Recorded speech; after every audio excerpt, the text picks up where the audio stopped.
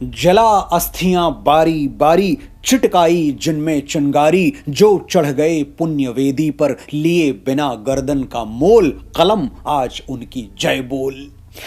पीकर जिनकी लाल शिखाएं, उगल रही सौ लपट दिशाएं, जिनके सिंहनाद से सहमी धरती रही अभी तक डोल, कलम आज उनकी जय बोल। राष्ट्र कवि श्री रामधारी सिंह दिनकर ने त्याग, बलिदान, पौरुष और पराक्रम के जिन रंगों का जिक्र किया है, उन्हें अगर एक में मिलाकर इस दिव्य भारत भूमि पर उड़ेल दिया जाए तो उसकी आभा में सिर्फ एक ही परम प्रतापी छवि नजर आएगी, और वो छवि होगी महाराजाधिराज चक्रवर्ती सम्राट पृथ्वीराज चौहान की। नमस्कार, मैं हूं मनोज मुंतशिर और आज मैं आपको ले चलूंगा 830 साल पहले गौर यानी गजनी के दुष्ट आतताई डकैत मोहम्मद गौरी के राज दरबार में, जहां छल से आधी रात को हमला करके सम्राट पृथ्वीराज चौहान को बंदी बनाकर लाया गया है।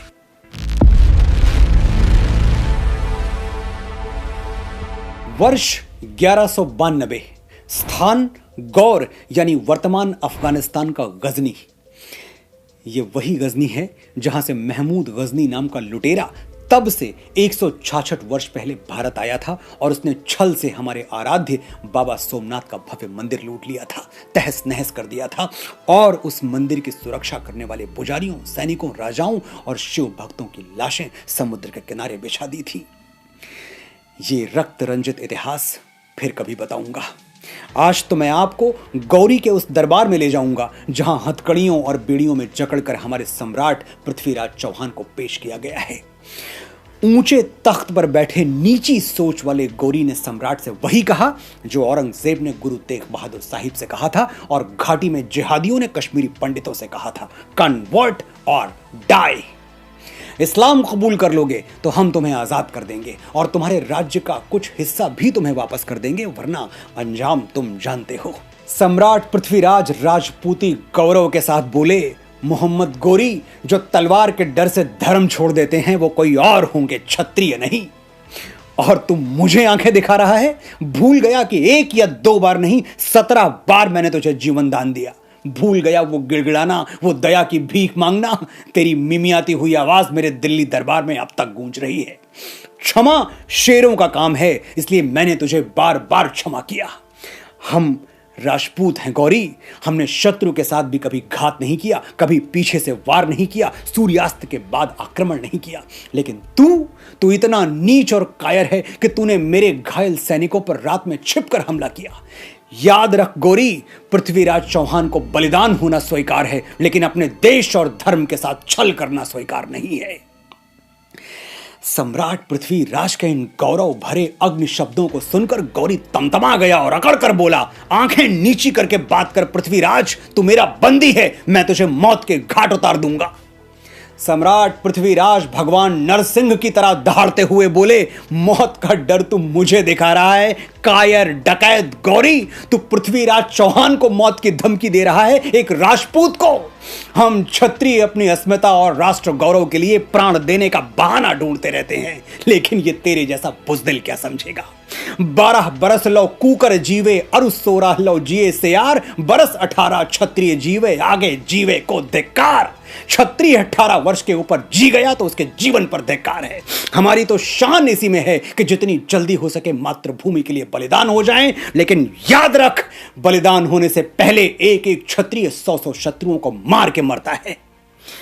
और रही बात आंखें झुकाने की, तो सुन ले गौरी, पृथ्वीराज चौहान की आंखें सिर्फ मां और मातृभूमि के आगे झुकती हैं। दुनिया में कोई ऐसी तीसरी ताकत नहीं जो पृथ्वीराज की आंखें झुका सके, जिसका सारा इतिहास तप्त जगमग है, वीरता वन्य से भरी हुई रग-रग है। उस वीर जाति को बंदी कौन करेगा, विकराल आग मुट्ठी में कौन भरेगा। अब जो सर पर आ पड़े नहीं डरना है, जन्मे हैं तो 2 बार नहीं मरना है। मोहम्मद गौरी गुस्से से पागल हो उठा और फिर उसने वही किया जो एक बुजदिल को शोभा देता है। हुक्म दे दिया, ये काफिर मुझसे आंखें मिला रहा है, इसकी आंखें निकाल ली जाएं। दुष्ट गौरी के हुक्म की तामील हुई और हथकड़ियों बेड़ियों में जकड़े निहत्थे सम्राट पृथ्वीराज की आंखों में लोहे की गर्म सलाखें उतार दी गई। सम्राट पृथ्वीराज को आंखों की बलि देना स्वीकार था, आंखें झुकाना स्वीकार नहीं था। शैतान को दिल बहलाने के लिए भी लहू के फव्वारे चाहिए। मोहम्मद गोरी ने एक बार अपने मनोरंजन के लिए सम्राट पृथ्वीराज को भूखे शेर के बाड़े में डलवा दिया, लेकिन जब शेर पृथ्वीराज पर झपटा तो देखने वाले हंसे नहीं, सबकी आंखें फटी की फटी रह गईं। ये कैसे हो सकता है? सबका यही सवाल था, क्योंकि महाराज भरत के वंशज नेत्रहीन और निहत्थे नरसिंह सम्राट पृथ्वीराज चौहान शेर के जबड़े को फाड़कर उसे मौत की नींद सुला चुके थे। यह सिद्ध हो चुका था कि असली शेर कौन था। जहां पालते लोग लहू में हाला हल की धार, क्या चिंता यदि वहां हाथ में नहीं हुई तलवार।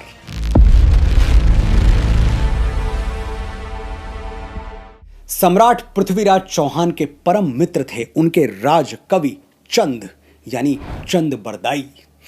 गौरी ने उनको भी कैद करके सम्राट के साथ बंदी घर में डाल दिया था। ये चंद बरदाई ही थे जिन्होंने गजनी के कैद खाने में सम्राट पृथ्वीराज को गौरी वध की शपथ दिलाई और कहा, हे सम्राट पृथ्वीराज चौहान, तुम वही हो जिसने वीर चंदेलों को पराजित किया, गौरी को 1 या 2 बार नहीं 17 बार परास्त करके छोड़ दिया। हे भारत भूषण दिल्लीपति सम्राट, शपथ लो कि तुम गौरी नाम के इस दानव का संहार करोगे।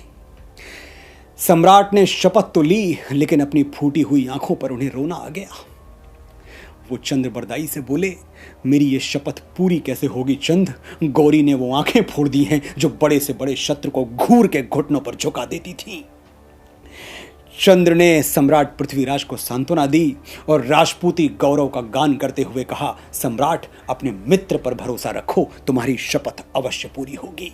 मनु नहीं, मनुपुत्र है ये सामने, जिसकी कल्पना की जीभ में भी धार होती है। बाण ही होते विचारों के, नहीं केवल स्वप्न के भी हाथ में तलवार होती है। और फिर मातृभूमि के लिए लड़ने मरने और मारने का वो शुभ दिन आ गया जिसके लिए राजपूत एक एक सांस गिन के प्रतीक्षा करता है। आज अत्याचारी गौरी ने अपने आतंक से लोगों को डराने के लिए, अपने नगर में अपने खौफ को बढ़ाने के लिए खुलेआम सम्राट पृथ्वीराज चौहान का सर कलम करने का फैसला किया है। दरबार सज चुका है, देखने वालों की भीड़ जुट चुकी है। उधर सामने एक ऊंचे तख्त पर मोहम्मद गौरी बैठा हुआ है और इधर हथकड़ियों और बेड़ियों में जकड़े सम्राट पृथ्वीराज को उनके अप्रतिम मित्र चंद्र बरदाई के साथ दरबार में लाया गया है। सर कलम करने के लिए पृथ्वीराज की गर्दन पर तलवार भी रख दी गई है। बस एक हुक्म का इंतजार है, एक इशारे का इंतजार है, कब गौरी का हाथ हिले और सम्राट की गर्दन उतार दी जाए। जैसे ही मोहम्मद गौरी ने हुक्म देने के लिए अपना हाथ उठाया, चंद्र बरदाई बोल पड़े, सुल्तान मोहम्मद गौरी, क्या तुझे पता है तू किसे मारने जा रहा है? गौरी ने जवाब दिया, हाँ मुझे पता है, एक काफिर को। महाकाल को प्रणाम करते हुए चंद ने उत्तर दिया, तुझे पता होना चाहिए गौरी, तू जिसे मृत्यु दंड देने जा रहा है वो कोई सामान्य राजा नहीं, सम्राट पृथ्वीराज चौहान है, जो शब्द भेदी बाण चलाने की कला जानते हैं। गौरी हंसा, तो अब अंधा तीर चलाएगा, ये तमाशा तो हम जरूर देखेंगे। पृथ्वीराज की बेड़ियां खोल दी जाएं और इसके हाथ में धनुष बाण थमा दिया जाए। गौरी ने चंद बरदाई के सामने एक शर्त रख दी, अगर पृथ्वीराज शब्द भेदी बाण ना चला पाया तो तेरा भी सर कलम कर दिया जाएगा। चंद्र बरदाई ने मुस्कुरा के उत्तर दिया, ऐसी नौबत नहीं आएगी सुल्तान। गौरी ने हुक्म दिया, करतब शुरू किया जाए। करतब शुरू हो गया।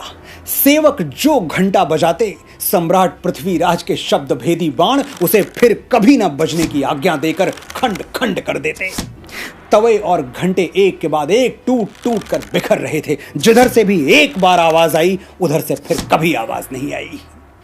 मोहम्मद गौरी और उसके दरबारी हक्के बक्के से ये करामात देख रहे थे। उन्हें विश्वास ही नहीं हो रहा था कि ऐसा भी हो सकता है। सम्राट पृथ्वीराज की इस अद्वितीय कला को देखने में गौरी इतना खो गया कि अपने तख्त पर खड़ा होकर सम्राट के लिए वाह वाह करने लगा। ऐ शहीदे मुल्क व मिल्लत, मैं तेरे ऊपर निसार, अब तेरी हिम्मत का चर्चा गैर की महफिल में है। दुश्मन वाह वाह कर रहा है। यह वही क्षण था जिसका इंतजार महीनों से सम्राट पृथ्वीराज और चंद्र बरदाई कैद खाने की दीवारों के बीच कर रहे थे। सम्राट पृथ्वीराज गौरी की आवाज से उसकी दूरी का अनुमान लगा ही रहे थे कि चंद्रबरदाई ने एक दोहा पढ़ा, 4 बांस 24 गज अंगुल अष्ट प्रमाण, ता ऊपर सुल्तान है मत चूके चौहान। सम्राट पृथ्वीराज ने पूरी ज्योमेट्री एक क्षण में समझ ली। मन ही मन रणचंडी को प्रणाम करके बाण छोड़ दिया और वो बाण गोरी की छाती को भेदता हुआ चीरता हुआ निकल गया। देखने वाले स्तब्ध रह गए, समझ ही नहीं पाई कि हुआ क्या। जब होश ठिकाने आया, गौरी को मरा हुआ देखा तो उसके सहचर सम्राट पृथ्वीराज और चंद्रबरदाई को मारने दौड़ पड़े। लेकिन भारत मां के इन यशस्वी पुत्रों को किसी डकैत के हाथों मरना स्वीकार नहीं था। चंद्रबरदाई और सम्राट पृथ्वीराज ने एक दूसरे की छातियों में कटार घोंप दी। दोनों भारत माता की गोद में सर रख के सदा सदा के लिए सो गए। अफगानिस्तान में आज भी सम्राट पृथ्वीराज चौहान की समाधि उनके अनन्य पौरुष और राष्ट्र धर्म के प्रति उनके समर्पण की याद दिलाती है। आपने बड़े धैर्य और बड़े ध्यान से सुना, आपका आभार।